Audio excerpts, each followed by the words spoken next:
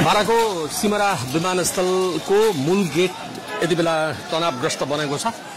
नेकपा एमालेका युवा नेता महेश बस्नेत, महासचिव शंकर पोखरेल लगायतका नेताहरू आज बाराको परवानीपुरमा हुने मध्य प्रदेश स्तरीय युवा भेलालाई सम्बोधन गर्न परवानीपुर आउने कार्यक्रम तय भएपछि, सिमरा विमानस्थल हुँदै उहाँहरू आउने तय भएपछि हिजै बारा जिल्लाका जेनजी मुभमेन्टमा संलग्न युवाहरूले आह्वान गरेका थिए विरोध गर्ने कार्यक्रम। शान्तिपूर्ण विरोध प्रदर्शनका लागि बारा जिल्लाका जेनजी अगुवा सम्राट उपाध्यायले आफ्नो सामाजिक सञ्जाल मार्फत आह्वान गरेको विरोधका कार्यक्रमहरू राति उनले फेरि स्थगित गरेको भनेर भनेका थिए र आज बिहान फेरि उनले आह्वान गरिसकेपछि युवाहरू यहाँ ठूलो संख्यामा जम्मा भएका छन् र ती युवाहरूको समूहलाई नेकपा एमाले सम्बद्ध व्यक्तिहरूले सिमरा चोकमा धरपकड गरेको, आफूहरूको शान्तिपूर्ण विरोध प्रदर्शनमा हातपात गरेको,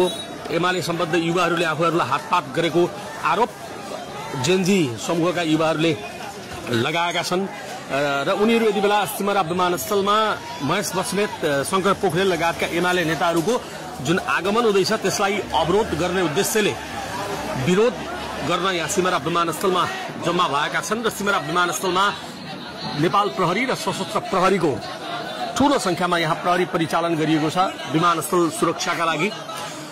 विमानस्थलको मूल गेट अगाडि थुप्रै युवाहरू यहाँ जम्मा भएर विरोध गरिरहेका छन् र केही बेरमा महेश बस्नेत, शंकर पोखरेल लगायत परवानीपुर आउन लागेको फ्लाइट सिमरा विमानस्थलमा अबको केही बेरपछि अवतरण गर्ने कार्यक्रम रहेको छ।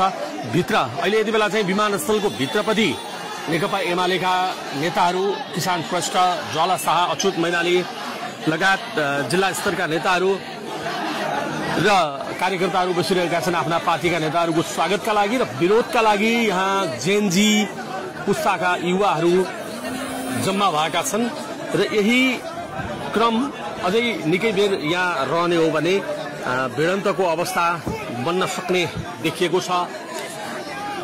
बारा जिल्ला प्रहरी कार्यालयका प्रहरी नायब उपरीक्षक विजयराज पण्डितको कमान्डमा नेपाल प्रहरी, यसैगरी सशस्त्र प्रहरी यहाँ सुरक्षाका लागि खटिएको छ।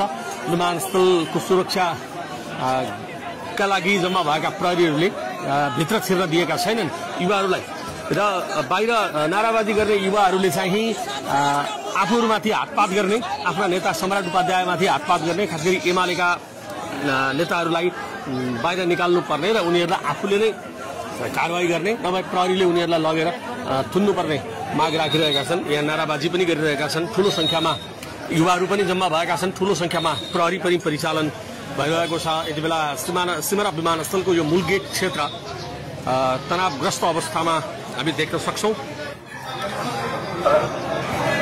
र प्रहरीले माइकिङ पनि गरिरहेको छ, मानिसहरूलाई यहाँ नबस्न अनुरोध पनि गरिरहेको छ। भिड बाटो खाली गरिदिन प्रहरीले आह्वान पनि गरिरहेको छ माइकिङ गरेर। यो गेटको अवस्था अहिले तनावपूर्ण बन्दै गएको छ।